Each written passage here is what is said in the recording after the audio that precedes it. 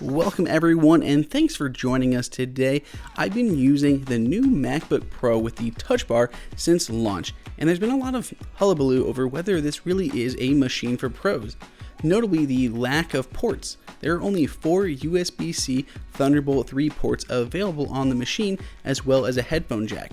So is that really what pros need? Well, after several months with the machine, I can definitely say that it's not been a hindrance or a problem for me.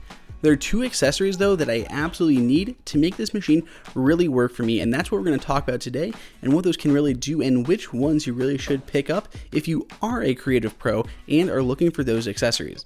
So the first up is Thunderbolt. Thunderbolt is ridiculously fast, and I have a lot of legacy Thunderbolt 2 drives laying around that unfortunately are not going to work natively with the new MacBook Pro. They have the old kind of mini display port as the actual connector on that Thunderbolt cable, and that's not really going to cut it if you're trying to use the new MacBook Pro.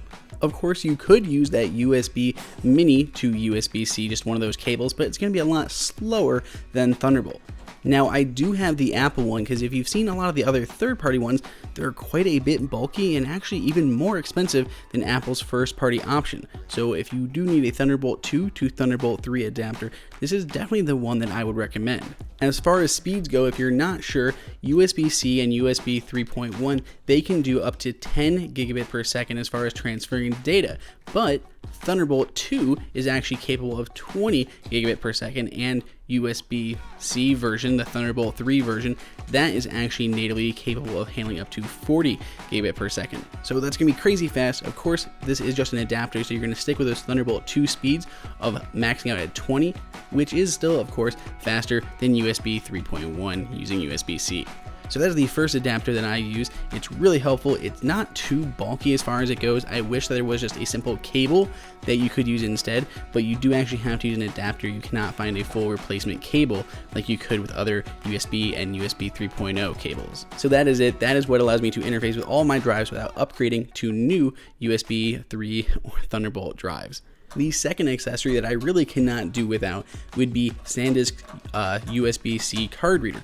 Now, there are a lot of different card readers out there. We've covered a few of them here on the channel, but what makes this SanDisk one different is this is actually the first one out there that supports the UHS 2 rating, which means it can go really, really fast, up to 312 megabit per second, compared to all the other ones that are going to be UHS 2 or UHS 1 or non-UHS compliant at all. So if you are a media pro, especially someone who is doing video and you're using really new cards, you probably want the fastest reader you can get, which right now is this SanDisk one. So if you're going to pick either of these up, of course I've gone ahead and put links below in the description. Oddly enough, the one thing that I have not needed with my new MacBook is a USB-A converter to use standard USB cables. I really don't have much USB to plug into my machine, so it really didn't make my list for things that I absolutely need on my MacBook Pro. Are there other accessories or adapters that you think you would need as a creative professional on the new MacBook Pro with Touch Bar? Let us know down in the comments below.